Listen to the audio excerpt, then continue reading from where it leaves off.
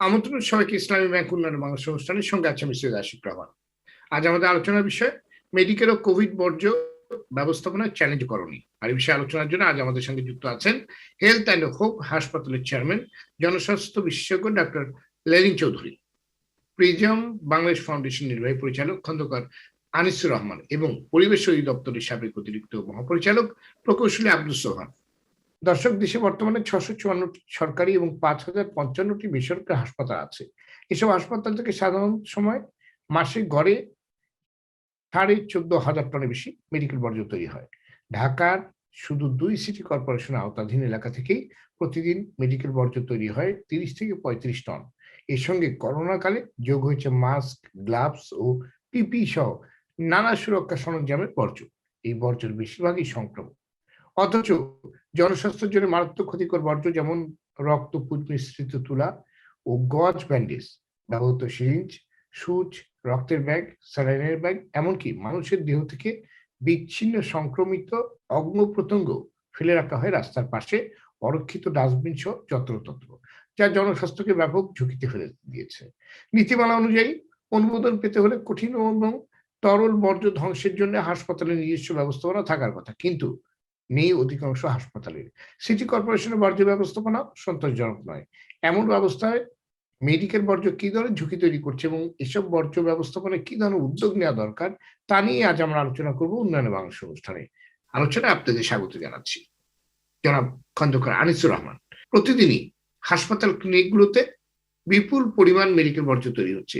এগুলো সঠিক এবং বিজ্ঞানসম্মতভাবে কতটুকু ধ্বংস করা হচ্ছে কিংবা কি ব্যবস্থাপনা চলছে এগুলো নিয়ে? ধন্যবাদ আপনাকে। আমরা 2005 সাল থেকে ঢাকা এই মেডিকেল বর্জ্য ব্যবস্থাপনার কাজ শুরু করেছি। তো 2005 সালে আমাদের 57টা হসপিটাল নিয়ে পাইলটিং করেছিলাম আমরা 6 মাসের জন্য। পাইলটিং সাকসেসফুল হওয়ার পরে প্রায় 1200 হসপিটালকে আমরা এখন সার্ভিসে আওতায় নিয়ে এসেছি। আমরা 14 টন পর্যন্ত ওয়েস্ট আমরা কালেক্ট করেছিলাম এই যাবৎ, আমরা যখন কোভিড এর আগে। কিন্তু কোভিড হওয়ার পরে ওয়েস্টের ভলিউমটা আস্তে কমে গেছে এবং কোভিড এর কারণে মেডিকেল ওয়েস্টের পরিমাণ বেড়েছে, কিন্তু কোভিডে আসলে কোভিড বর্জ্যটা বেড়ে গেছে। এখন আমাদের এখন 7.5 থেকে 8 টন প্রতিদিন ওয়েস্ট আমরা কালেক্ট করছি।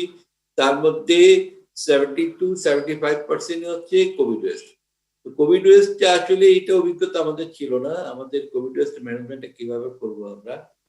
তো আমাদের যেহেতু হ্যাজার্ডাস ওয়েস্ট, সংক্রামক ওয়েস্ট, আমাদের শুরু থেকে প্রথম দিন থেকে আমরা ইনসাইট করে আসছি এটা। তবে যদি বিজ্ঞানসম্মত যদি বলেন, আমাদের 2-1টা হসপিটাল আছে, হাতে গোনা 2-1টা হসপিটাল আইসিডিডিআরবি কথা বলি, যে যদিও কোভিড বর্জ্য যে টেস্ট করে তারা, ওরা যেটা করছে যেটা অটোক্লেভ করে বায়োসেফটি ব্যাগে দিতে পারছে, কিন্তু অন্যান্য হসপিটালে দেওয়ার কথা থাকলে আসলে সম্ভব না। এটা বায়োসেফটি ব্যাগে দেওয়া সম্ভব না, অটোক্লেভ করে দেওয়া সম্ভব না। সোর্সে যদি অটোক্লেভ করি আমরা, তাহলে সুবিধা হয় কি যে আপনার ভাইরাসটা ওখানে কিল হয়ে যায়, এবং যদি আমরা পরে ইনসাইড করে ফেলি ওটা 100% এটা নির্মূল হয়ে যায়। কিন্তু বেসিক্যালি সেটা আসলে কোনোভাবে আমরা এটা পারিনি এখনো। তো এখন কথা হলো যে আমরা যেখানে যে ওয়েস্ট পাচ্ছি কোভিড এর সবই আমরা কালেক্ট করছি হসপিটাল থেকে, বেশি করে হসপিটাল থেকে কালেক্ট করছি আমরা, করে ওইটাকে আমরা ইনসাইড করছি, 100% ইনসাইড করছি। তবে হসপিটাল থেকে ইনসাইড করছি আমরা, কালেক্ট করছি এবং ইনসাইড করছি, সমস্যা তো এখানে না, সমস্যা তো আরেকটা রয়ে যায়। সেটা হচ্ছে যে হাউসহোল্ড লেভেলে যারা আমরা বাড়িতে বাড়িতে পিপি ব্যবহার করি, এগুলা ম্যানেজমেন্টটা হচ্ছে না।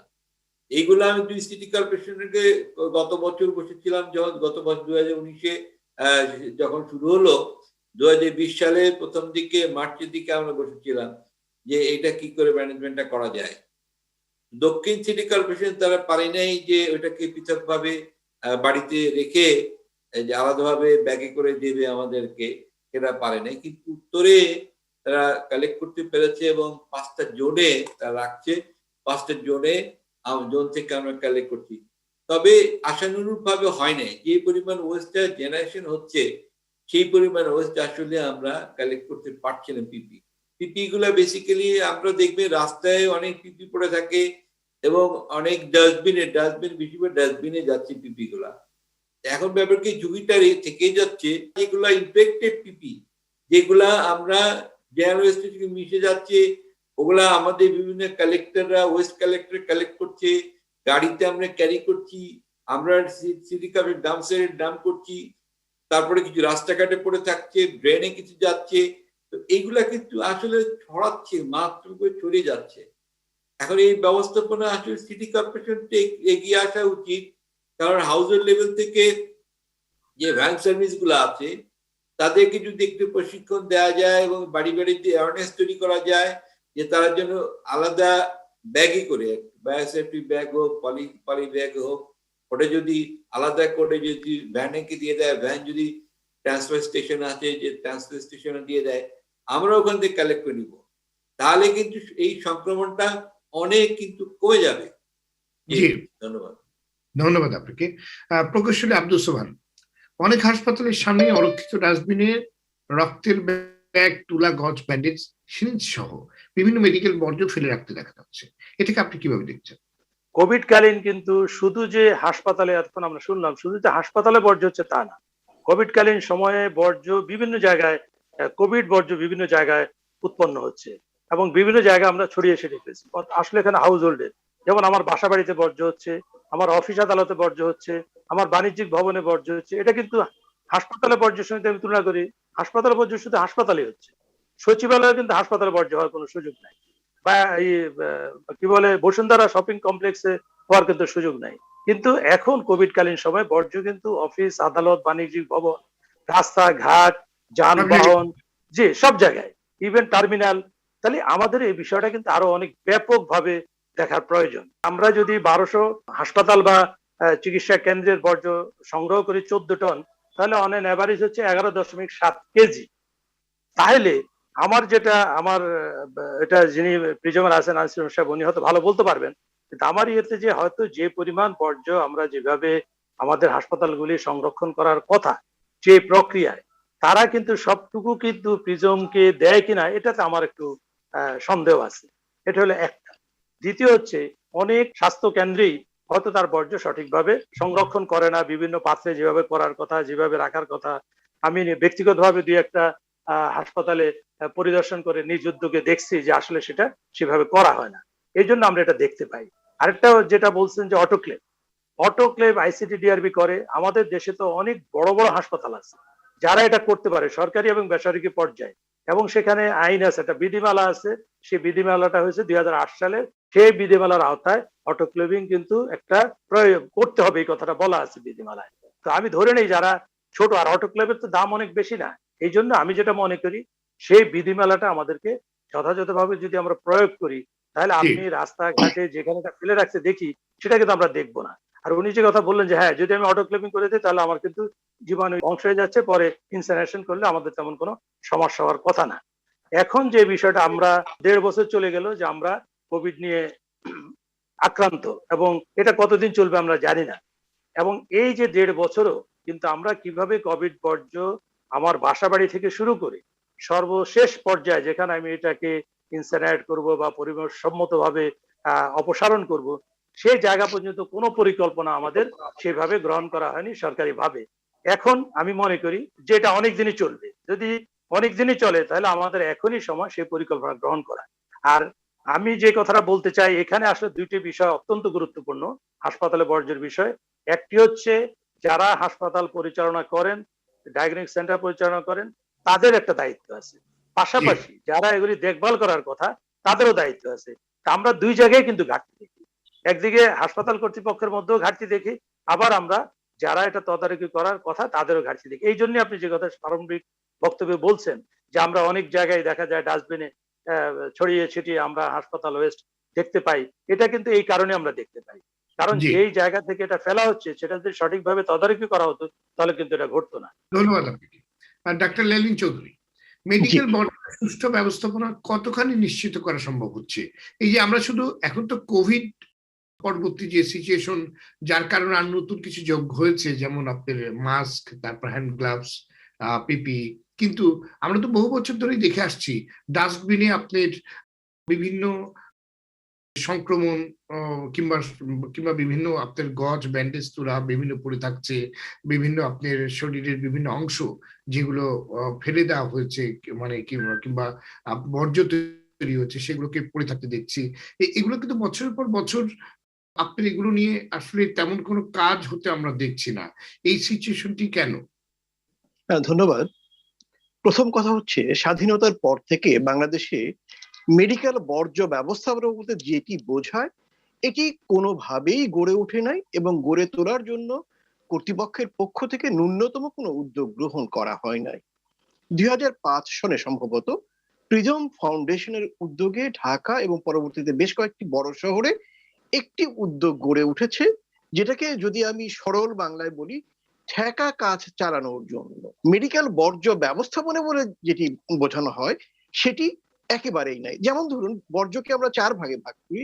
একটা হচ্ছে সাধারণ মেডিকেল বর্জ্য, একটা হচ্ছে হ্যাজার্ডাস যেটি ক্ষতি করতে পারে, একটা হচ্ছে ইনফেকশাস যেটি সংক্রমণ ছড়াতে পারে, আরেকটি হচ্ছে যেটি বিকিরণ জাতীয় রোগ ছড়াতে পারে, যেমন ক্যান্সারের যে কোভার্ট ব্যবহার করা হয় অথবা যে সাইটোটক্সিক ওষুধ ব্যবহার করা হয়, এগুলো কিন্তু ক্যান্সার তৈরি করবে।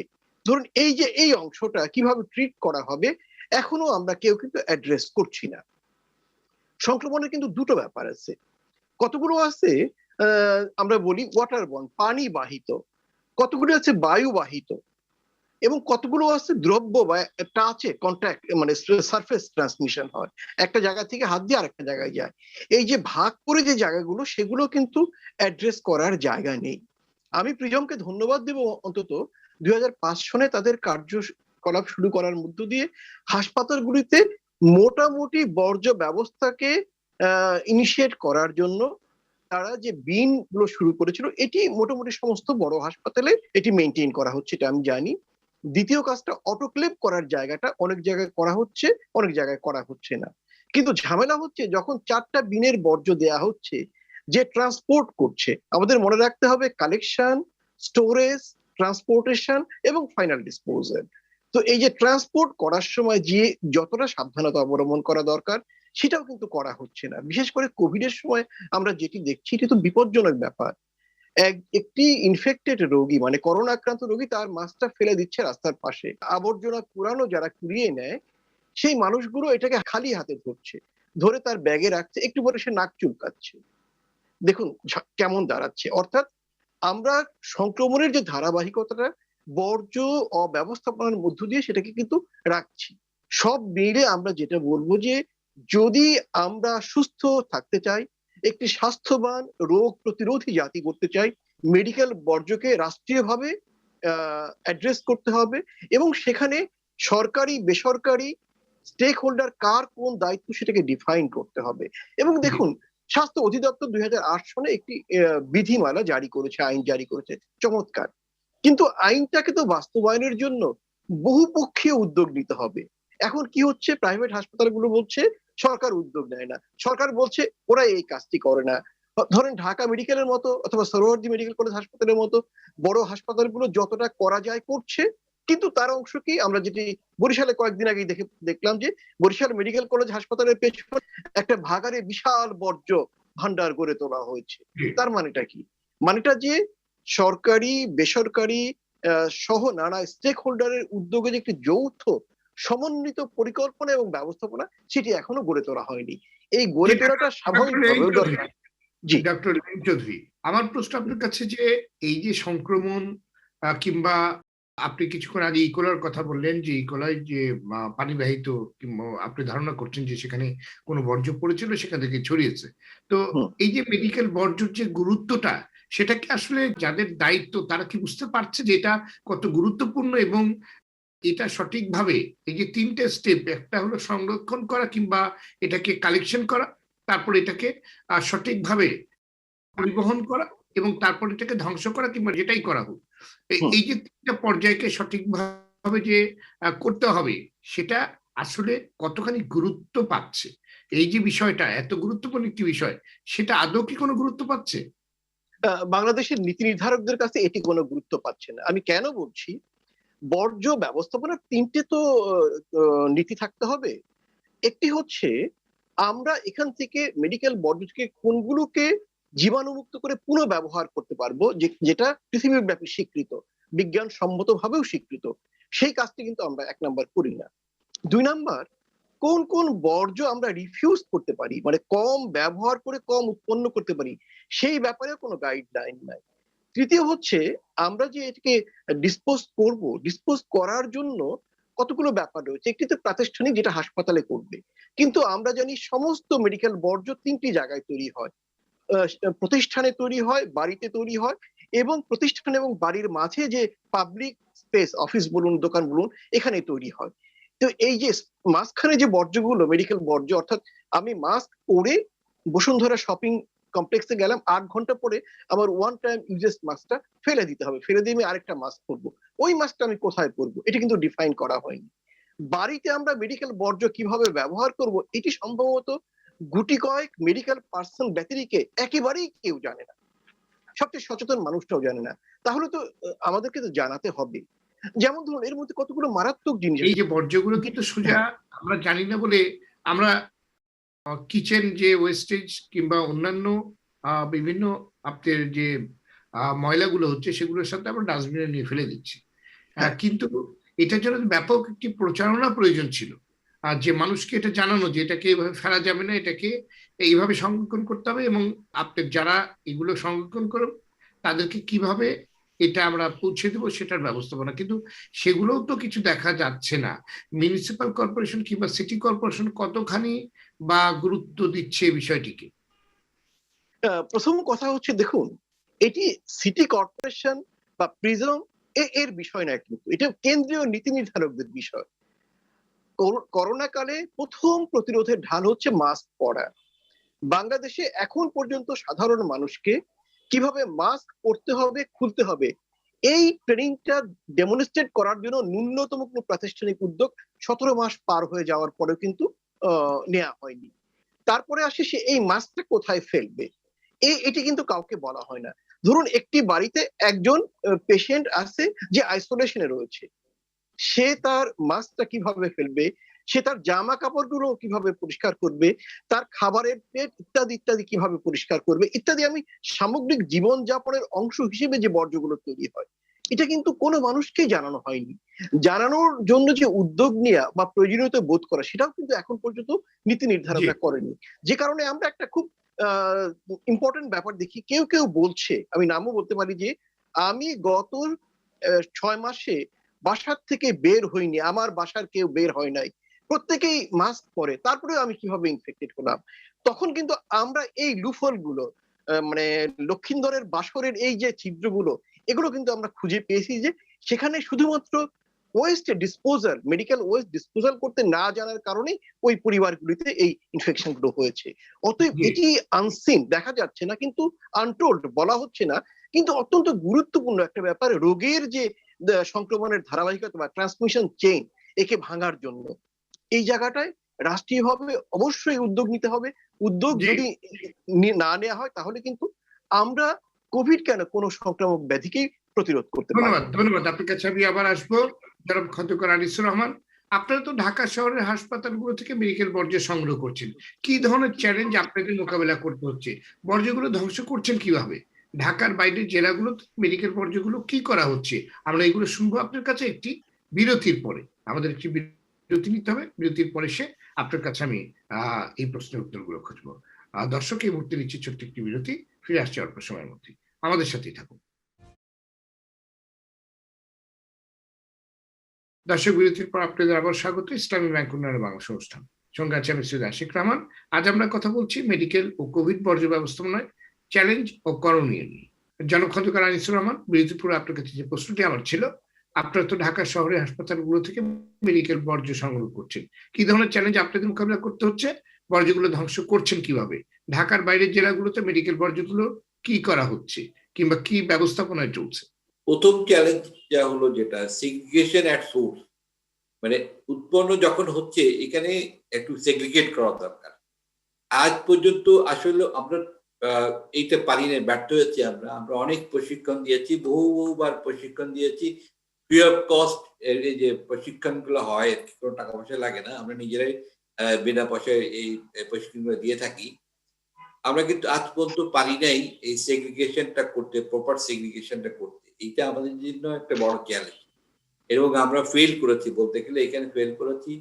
যাদেরকে প্রশিক্ষণ দিয়েছি আমরা হ্যান্ডস অন ট্রেনিং করেছি, কিন্তু কাজে হয়নি অ্যাকচুয়ালি। এটা কাজ না হওয়ার একটা কারণটা হচ্ছে কোনো একটা প্রতিষ্ঠানের কর্ণধার যারা আছে তাদের যদি নির্দেশনা যদি না থাকে এবং তাদের যদি একটু একটু যদি কেউ তদারকি না থাকে, তাহলে কিন্তু এটা কখনো সাকসেসফুল হয় না। তাদের তদারকির অভাব ছিল, যার কারণে আমরা এখানে সাকসেসফুল হতে পারি নাই।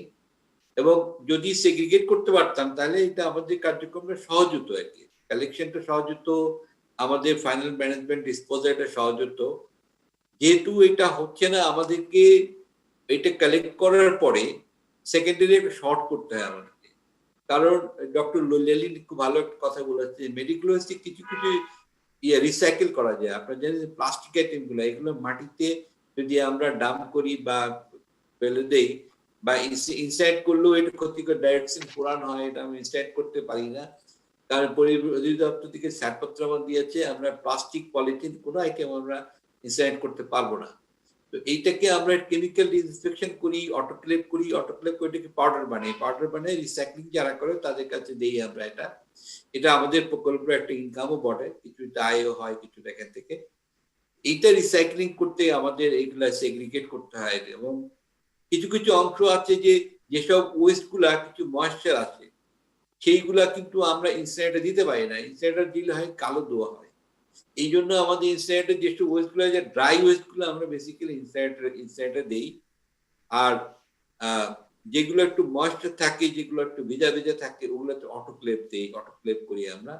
অটোক্লেভ করলে অটোক্লেভ খরচটা একটু কম, কিন্তু ইনসিনারেশন কস্ট অনেক বেশি। আর ইনসিনারেট করলে হয় কিছু কালো ধোঁয়া ইনিশিয়ালি হয়, যখন আপনি স্টার্ট করবেন কালো ধোঁয়া হয়। এটা খুব কেয়ারফুলি করতে হয় আমাদের। এই জন্য ড্রাই ওয়েস্ট আমরা দিই, ড্রাই ওয়েস্টে দিলে কালো ধোঁয়াটা কম হয় বা একদমই মিনিমাম হয়। বা যখন এটা মানে শুরু হয়ে যায় কিছুক্ষণ পরে, এটা যখন টেম্পারেচারটা বেড়ে যায়, যখন 1000-1200 হয়ে যায় যখন, তখন আর কালো ধোঁয়াটা হয় না। ইনসিনারেটর পরিচালনা করাও আসলে ব্যয়বহুল এবং খুব টেকনিক্যাল ইস্যুগুলা, অনেক কিছু দেখতে হয় এগুলা। তো আমাদের চ্যালেঞ্জ গুলো আসলে যেটা হচ্ছে যে আমরা আজ পর্যন্ত সেগ্রিগেশনটা করতে পারি নাই। আর কোভিড এর কারণে যেটা হচ্ছে যে কোভিড ওয়েস্টটা আর মেডিকেল ওয়েস্ট যেটা, সত্যি কথা বলতে এটা মিক্স আপ হয়ে আসছে। কোভিড ওয়েস্ট আমরা শুরুতে বলেছিলাম কোভিড বর্জ্য আলাদা বায়োসেফটি ব্যাগে দিতে হবে, কিন্তু কিছু কিছু হসপিটাল আছে, কিছু নাম করা বড় বড় হসপিটাল, তারা কিন্তু আলাদা করে দিতে পারছে, কিন্তু বাকিরা কেউ কিন্তু এপিপি মেডিকেল সব একসঙ্গে মিলাই দিচ্ছে, একসঙ্গে মিলে রাখছে। তো এটা তো ব্যবস্থাপনা, এটা তো এমন কিছু না যে এটার জন্য অনেক বড় কিছু করতে হচ্ছে। না না, এটা বড় কিছু করা দরকার, আলাদা করে বড় দেওয়া কিছুটা, এটা শুধু একটু সচেতনতা দরকার একটু। যারা এই যে যারা পরিচালনা করছে, যারা হাসপাতাল পরিচালনা করছে, তারা যদি কাজটা না করতে পারে তাহলে তাদেরকে শাস্তির আওতায় আনা হোক, কিন্তু সেটা তো কাউকে করতে হবে। শাস্তির আওতায় হচ্ছে কি, আমাদের মেডিকেলের বর্জ্য 2008 সালে হয়েছে, মেডিকেল বর্জ্য প্রক্রিয়াজাতকরণ, এবং এটা করা হচ্ছে। কিন্তু আসলে এই আইনটা বাস্তবায়নটা আসলে দেওয়া হয়েছিল পরিবেশ অধিদপ্তরকে। পরিবেশ অধিদপ্তরও আইন আছে, তাদেরও অন্য আইনও আছে আর কি। আপনার যে পরিবেশ যে আইন আছে ওইটা তো আছে, বাট এটাও আছে। কিন্তু সমস্যা হচ্ছে কি যে আমরা এই যে কিছু জায়গায় কাজ করছি, মেডিকেল ওয়েস্ট ম্যানেজমেন্টের কিছু জায়গায় কাজ করছি, সারা বাংলাদেশে অন্য কোথাও হচ্ছে না। তাহলে এই আইনটা বাস্তবায়ন করাটা একটু চ্যালেঞ্জ, তাদের জন্য চ্যালেঞ্জ। যদি ব্যবস্থাপনা না থাকে তাহলে আইনটা বাস্তবায়নটা করবো কোথায় আমি? এখন যদি এই ফ্যাসিলিটিস ডেভেলপ হয়নি, আজ পর্যন্ত হয়নি। 8 সালে করেছি, আজকে 2021 সাল। 21 সালে কোথাও আমরা বাংলাদেশে মেডিকেল বর্জ্য ব্যবস্থাপনার জন্য ফ্যাসিলিটিস ডেভেলপ করতে ব্যর্থ হয়েছি, পারিনি আমরা। তাহলে আইনটা আমরা কোথায় বাস্তবায়ন করবো? আর আইনটা এখন তো আজ 11-12 বছর আগে হয়েছে, আইনটা কিছু সংশোধনী আনা দরকার, কারণ হালনাগাদ করা দরকার, সংশোধনী আনতে হবে এগুলা। এই হালনাগাদ না করলে ওইটাও, কারণ এখন কোভিড বর্জ্য আসছে, কোভিড বর্জ্য তখন তো ছিল না, তখন থেকে এখন কোভিড বর্জ্য আসে।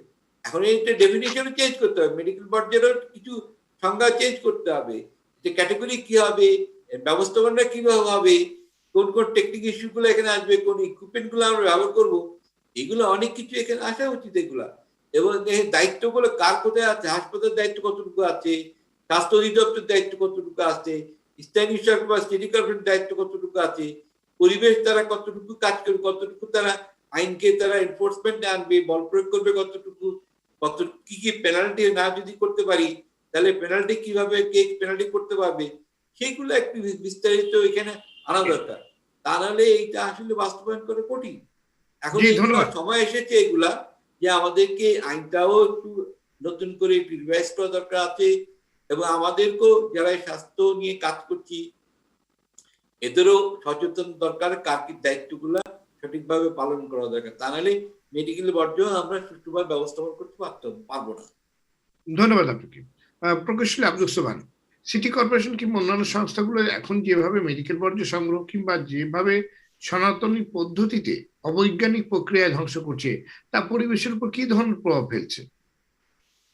আমি একটু এই শেষ বক্তব্যের আলোকে একটু বলতে চাই যে সচেতনতা বাড়ানো দরকার। আমি যে বিষয়টা মনে করি, হ্যাঁ সচেতনতা কার মাধ্যমে কাকে জন্য সৃষ্টি করবে, সেটা হচ্ছে সাধারণ নাগরিকদের, যারা কোভিড বর্জ্য বা অন্যান্য বর্জ্য, কোভিড বর্জ্যটা এখন হচ্ছে সারা দেশব্যাপী, তাদেরকে সচেতন করতে হবে কোথায় ফেলবে কি করবে, কিন্তু ফেলার নির্দেশ, কিন্তু যিনি সচেতন তাকে কিন্তু সচেতন করা সম্ভব। জি, হসপিটাল যিনি চালান তিনি কি অসচেতন?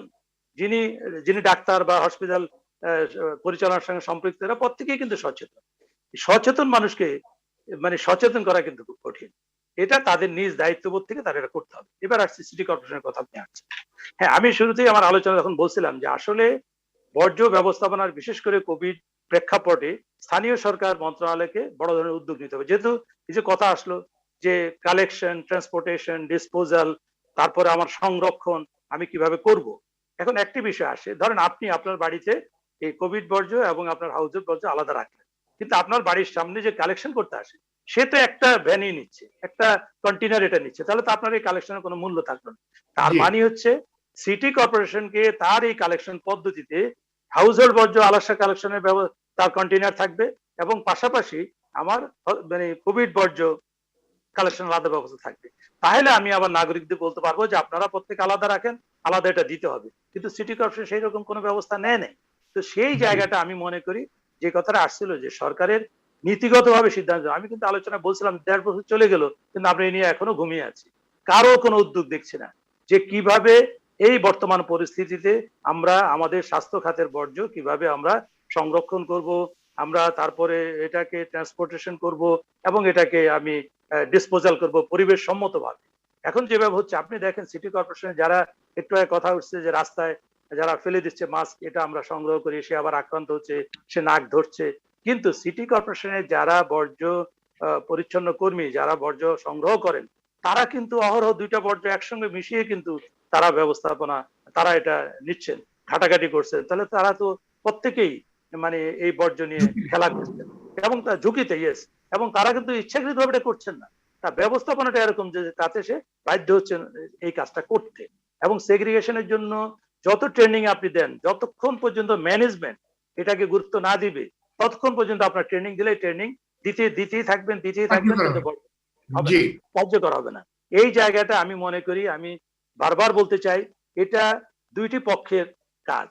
একটি হচ্ছে যারা আমরা বর্জ্য উৎপাদন করি, উৎপাদনের সঙ্গে সংশ্লিষ্ট তাদেরকে আমাদের এই যে সেগ্রিগেশন থেকে শুরু করে হাসপাতালে বা বিভিন্ন ডায়াগনস্টিক সেন্টার আমাকে সেগ্রিগেশন করে নির্দিষ্ট জায়গায় জি, রাখতে হবে। দ্বিতীয় জি, হচ্ছে আরেকটা সেক্টর, সেটা হচ্ছে স্থানীয় সরকার। আমি শুধু সিটি কর্পোরেশন, এটা সারা দেশের বিষয়, কিন্তু স্থানীয় সরকারকে এই বিষয়ে উদ্যোগী হতে হবে। তৃতীয় হচ্ছে উদ্যোগী। যে কথা বললো যে আইনে কিন্তু একটা কথা বলা আছে, আইনে কিন্তু একজন লাইন ডাইরেক্টরকে কিন্তু স্বাস্থ্য অধিদপ্তরে কিন্তু এই বিষয়টাতে দায়িত্ব দেওয়া আছে। ৩ সদস্যের একটা কমিটি আছে, সেই কমিটির প্রধান হচ্ছেন কিন্তু স্বাস্থ্য অধিদপ্তরের লাইন একজন ডাইরেক্টর। তাকে এটা তার এবং তার সেই কমিটির এই বিষয়ে দেখভাল করার কথা। এই জি, জায়গায় যেমন স্বাস্থ্য অধিদপ্তরের দায়িত্ব আছে, সেভাবে পরিবেশ অধিদপ্তরের দায়িত্ব আছে। আরেকটা বিষয় আসছে যে এখানে যে আইনকে এই বিধিমালাকে হালনাগাদ করা, হ্যাঁ, যেহেতু কোভিড পরিস্থিতি আছে হালনাগাদ করা, কিন্তু আমাদের দেশে একটা সমস্যা, আমার অভিজ্ঞতা থেকে আমি বলছি, যখনই একটা আইন বা বিধিমালা আপনি হালনাগাদ করতে শুরু করেন তখন কি করে যারা আইনটা বা বিধিমালা বাস্তবায়ন সংস্থা তারা কিন্তু আর কোনো কাজ করে না। তারা বলে না বিধিমালা আইন তো হালনাগাদ হচ্ছে, হালনাগাদ আর না হলে তার কিছু করা যাবে না। এবং এই জায়গাটা কিন্তু আমাদের জি এটা তারা একটা সুযোগ নেয়। তো সেই জায়গায় আমি মনে করি হালনাগাদ আমাদের করা দরকার, যেহেতু আমরা বর্তমানে এই পরিস্থিতিতে আমাদের অতীতে ছিল না। কিন্তু পাশাপাশি যেন এই বিধিমালাটা প্রয়োগ করা হয়, এটাও তো দেখার কেউ আছেন, তাই না? কেন প্রয়োগ হচ্ছে না? তো তারা তাদের দায়িত্ব। আমি যেটা বলতে চাচ্ছিলাম আসলে প্রত্যেকটি ধাপে ধাপে আমাদের নজরদারির খুব অভাব। যেহেতু আমি আমার দায়িত্ব সঠিকভাবে পালন করছি না, আপনি আমাকে সচেতন করতে থাকেন, কিন্তু আমি যতক্ষণ পর্যন্ত সচেতন না হবে সেখানে আইনেরও প্রয়োগ করতে হবে। উন্নত বিশ্বে কি আছে? উন্নত বিশ্বে তো সিগন্যাল আছে, পুলিশ আছে, তাই না? ট্রাফিক সিগন্যাল আছে, সেখানে তারা আইন সবাই প্রয়োগ করে। ইয়েস জন্য সব জায়গায় দরকার আইন প্রয়োগ করতে হবে। এই যে কোভিড এর বিষয়ে যারা মাস্ক পরে না বা কোভিড এর যেসব স্বাস্থ্যবিধি লঙ্ঘন করছে, বিভিন্ন দেশে বড় ধরনের শাস্তি দেওয়া হয়েছে, তাই না? কেন দিয়েছে? যে তাদেরকে সচেতন করার পরেও তারা সেটা মানে নেয়। তা আমি মনে ধন্যবাদ। করি আমাদের হাতে সচেতনতা আসলে চালাতে হবে, আমাদের জি প্রত্যেকের নিজ দায়িত্ব পালন করতে হবে, আইন যারা প্রয়োগ করবেন তাদের সেটা পালন করতে হবে, এবং এটা কেন্দ্রীয় ভাবে একটা পর্যবেক্ষণ থাকতে হবে। সেটাই আমাদের সবচেয়ে বড় ধন্যবাদ আপনাকে। দুর্বলতা। আমাদের কোনো জবাবদিহিতা নাই, কোথাও কোনো জবাবদিহিতা নাই, যার জন্য এই জি বিষয়গুলি ঘটে যাচ্ছে। ধন্যবাদ আপনাকে ডাক্তার লেনিন। আমরা আসলে সমাধানের কথা যদি আপনার কাছ থেকে শুনি, যে এই যে মেডিকেল বর্জ্য জনস্বাস্থ্যের জন্য একরকম বড় ধরনের ঝুঁকি তৈরি করছে, আপনি আপনার পূর্বের কথা যেগুলো বললেন, আসলে এই জায়গায় কি সমাধানগুলো আপনার কাছে আছে? আপনার কাছে কোনো সমাধান শুনতে আচ্ছা, প্রথম কথা হচ্ছে মেডিকেল বর্জ্য ব্যবস্থাপনা এটি স্বাস্থ্য ব্যবস্থাপনা বা হেলথ ম্যানেজমেন্টের পার্ট, এটি সিটি কর্পোরেশনের দায়িত্ব থাকবে, এটি যথার্থ না। এক নাম্বার কথা। এর কারণ হচ্ছে এখানে এমন কিছু বর্জ্য তৈরি হয় এবং ভবিষ্যতে এগুলোর ব্যবহার, এই বর্জ্যগুলো ক্রমাগত বাড়ছে, যেগুলো সিটি কর্পোরেশন যে পদ্ধতিতে ম্যানেজ করে তার সাথে এটি সাযুজ্যপূর্ণ না। অতএব হেলথ ম্যানেজমেন্টের পার্ট হিসেবে এটাকে একটা ভিন্ন ম্যানেজমেন্ট করতে হবে, অন্তত প্রাতিষ্ঠানিক ভাবে। দ্বিতীয় কথা হচ্ছে আমরা প্রায় সবাই জানি ধূমপান খুব খারাপ, এটি ক্ষতিকর, ক্যান্সার তৈরি করে ইত্যাদি। তারপরে ওই মানুষটাই কেন ধূমপান করে? কারণ জানাকে অভ্যস্ততা বা আচরণে পরিবর্তন করার জন্য প্রাত্যহিক যে প্রশিক্ষণ সেটি নাই। আমি কথাটা এই কারণে বলছি, আমাদের সরকারি বেসরকারি সমস্ত হাসপাতালে এই যে বর্জ্যটা কোথায় ফেলা হবে না হবে, এটি কিন্তু মূলত মানে ওয়ার্ড পর্যায়ে বা মাঠ পর্যায়ে বা কাজের জায়গাটায় দেখাশোনা করে ইনচার্জ যিনি নার্স, তিনি মানে দায়িত্বপ্রাপ্ত ওয়ার্ডের দায়িত্বপ্রাপ্ত নার্স, তিনি দেখেন। তিনি যখন পড়াশোনা করেছেন এটি পরীক্ষার জন্য তিনি পড়েছেন, কিন্তু তার প্রাত্যহিক অভ্যাসে এটি পরিবর্তন হয় নাই। ফলে তিনি বলতে ভুলে যান তার ওয়ার্ড বয় বা আয়াকে। এবং আয়াকে যখন ট্রেনিং দেওয়া হয়েছিল সেটাও কিন্তু শুধু টট কোর্স ছিল, তাকে বলা হয়েছিল, তাকে প্র্যাকটিস করানো হয়নি। ফলে কিন্তু যতই দেখানো হোক না কেন, হাসপাতালের ব্যবস্থাপক যতই নির্দেশ দিক না কেন, সে শার্প অবজেক্ট যেখানে যে বিনে ফেলতে হবে সে অন্য বিনে ফেলছে। এই ব্যাপারটা ঘটছে। আমি এটি একটি ব্যাপার। দ্বিতীয় ব্যাপার যেটি, সেটি হচ্ছে যে যদি আমি হেলথ ম্যানেজমেন্টের পার্ট হিসেবে বর্জ্যকে আমি গড়ে না তুলে, তাহলে কোভাল্ট ব্যবহারের পরে ওই অবশিষ্ট অংশটা কোথায় ফেলবো? বা সাইটোটক্সিক ড্রাগ, যেটি অত্যন্ত মারাত্মক, এটি ব্যবহারের পরে ওই সিরিঞ্জটা আমি কোথায় ফেলবো? এটি কিন্তু রিসাইক্লিং করতে গেলেও কিন্তু, অথবা যে অটোক্লেভটা করা হবে তার সাথে কিন্তু এটি মিলবে না, এটিকে আলাদা করতেই হবে।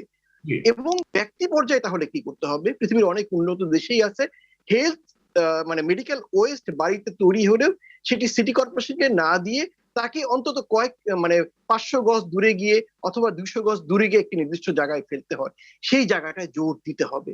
এটি না করলে কিন্তু আমরা মেডিকেল ওয়েস্টের থেকে যে হ্যাজার্ড এগুলোকে চ্যালেঞ্জ, মানে এই সকল ক্ষেত্রে যে কথাগুলো আপনি বলেন, এই যে মেডিকেল বর্জ্য ব্যবস্থাপনার ক্ষেত্রে আসলে মূল চ্যালেঞ্জ গুলো আসলে কি এবং করণীয় কি? আপনি একদম সংক্ষেপে, আমরা আলোচনা শেষ করে একদম সংক্ষেপে যদি বলেন। মূল চ্যালেঞ্জ হচ্ছে এই ব্যাপারে আমরা রাষ্ট্রীয়ভাবে এখনো কোনো ভাবনা ভাবি নাই। আমাদের রাষ্ট্রীয়ভাবে ভাবতে হবে, প্রথম চ্যালেঞ্জ। দ্বিতীয় চ্যালেঞ্জ, সেই ভাবনাটাকে বাংলাদেশের উপযোগী কাজে পরিণত করার জন্য ধাপগুলো সুনির্দিষ্ট করতে হবে। তৃতীয়ত, সুনির্দিষ্ট করার জন্য সরকারি বেসরকারি স্টেক হোল্ডারদের যুক্ত করে কর্মকৌশলটা তৈরি করতে হবে। তারপরে হচ্ছে যারা সুপারভিশনে থাকবে তাদের সততার জায়গা। যদি এই কাজটা করতে পারলে আমরা আসলে ব্যবস্থাপনাটাকে সঠিক পথে নিতে পারবো। ধন্যবাদ আপনাদের সবাইকে আজকে আলোচনায় যোগ দেওয়ার জন্য। দর্শক, বাংলাদেশের স্বাস্থ্য খাতে কলেবর বেড়েছে। ডিসপোজেবল বা একবার ব্যবহারযোগ্য চিকিৎসা সামগ্রীর ব্যবহারও উল্লেখযোগ্যভাবে বেড়েছে। ফলে প্রতিদিন বিপুল পরিমাণ চিকিৎসা বর্জ্য তৈরি হচ্ছে। এই বর্জ্যের বেশিরভাগই সংক্রামক। এগুলোর মাধ্যমে রোগের সংক্রমণ বৃদ্ধি পেতে পারে। সুতরাং মেডিকেল বর্জ্য এবং গৃহস্থালিতে যে কোভিড সুরক্ষা সামগ্রীর বর্জ্য তৈরি হচ্ছে, সেগুলো সংগ্রহ থেকে ধ্বংস পর্যন্ত পুরো প্রক্রিয়া একটি সুষ্ঠু এবং নিরাপদ ব্যবস্থাপনা গড়ে তুলতে হবে। প্রতিটি হাসপাতালের নিজস্ব ট্রিটমেন্ট প্ল্যান নিশ্চিত করতে হবে। এক্ষেত্রে আইনগত যে সীমাবদ্ধতা রয়েছে তা দ্রুত দূর করতে হবে, ব্যাপকভাবে জনসচেতনতা বাড়াতে হবে। দর্শক, আজ এ পর্যন্তই। আগামী সপ্তাহে আবার অনুষ্ঠানটি দেখার আমন্ত্রণ রইল। সবাই ভালো থাকুন, স্বাস্থ্যবিধি মেনে চলুন, অবশ্যই মাস্ক ব্যবহার করুন। সঙ্গে থাকার জন্য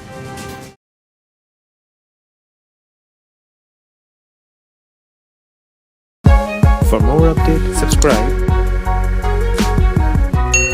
and press the bell icon on YouTube app and never miss another update.